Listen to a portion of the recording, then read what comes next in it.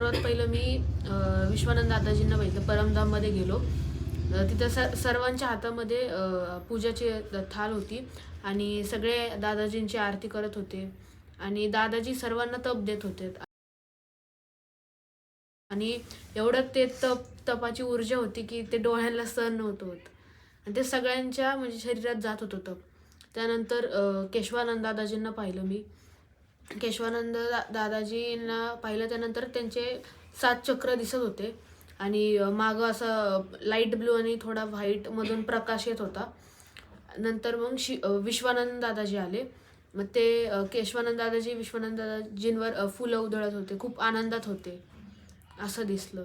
आणि नंतर मग लास्टला जेव्हा दादाजी म्हणाले तसं नाही का म्हणजे विश्वानंद दादाजींची अभिषेक करा म्हणून, मग अभिषेक केला दादाजींचा आणि आशीर्वाद घेऊन आलो.